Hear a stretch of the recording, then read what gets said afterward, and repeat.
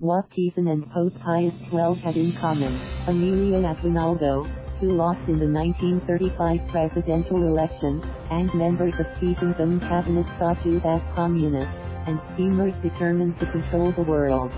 It was a time when almost everyone felt the sin of the anti-Semitic propaganda. But both President Quezon and Pope Pius XII, who never met in person, made a leadership decision for the safety of Jews when others chose to abandon them. They just knew there was something terrible with the religion, that it deserved total silence and inaction when injustice was being done to others. President Quezon was a Catholic.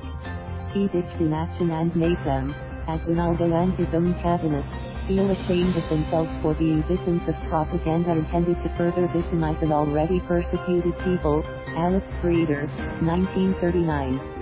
Life-saving noble as Pope Pius XII did exactly what Pope Francis had done for Syrian refugees in our time when most European leaders were closing their doors.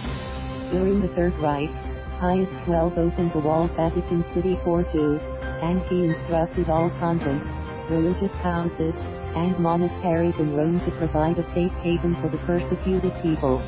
Both the Filipino President's timely initiative and that of the Pope were a lifesaver. Jewish lives were safe in Rome and in Asia, the former being a city under the Nazi barbaric military control and the latter a nation ruled by a noble Catholic president. Of the 5,715 Roman Jews listed by the Germans for deportation, more than 4,000 were given shelter by more than 150 Catholic institutions within Rome, and more than 400 were given warm sanctuary inside the Vatican walls. When the Nazis kicked off World War II, the main objective of the SS policy in Italy was the deportation of all Jews living in Rome to Auschwitz, where the much-dreaded concentration camps on earth were strategically located.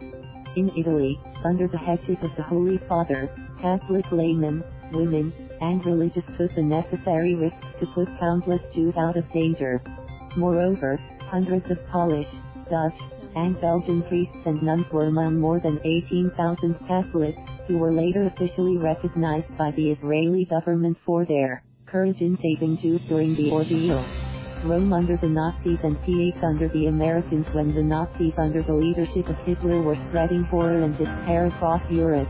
Christianity was spreading confidence and hope under the leadership of the Vicar of Christ. The barbaric trolls of Nazism were the opposite of happy when they learned what Pope Pius XII did. The Nazis' Reich Security main office made a bitter accusation against the pontiff. In a manner never known before, the Pope had repudiated the National Socialist, Nazi, New European Order. Here he is virtually accusing the German people of injustice to the Jews, and made himself the mouthpiece of the Jewish war criminals. 1942. The Philippines was under American rule, and Quezon had to ask for 10,000 visas for the refugees, to which the United States granted only 1,200. Eventually, 1,200 German and Austrian Jews found sanctuary in the Pearl of the Orient.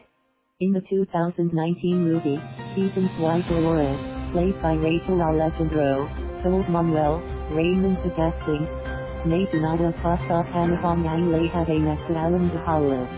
Hindi ko, iyan malilimutan, hindi, iyan malilimutan mating may anak, hindi, iyan malilimutan bawat Filipino. You did something at a time when everyone didn't care. I won't forget that, our children won't forget that, and every Filipino won't forget that. Wherever and whenever a great and noble act does shine, there is in the future a brighter hope for mankind, and in every human face always a beautiful smile.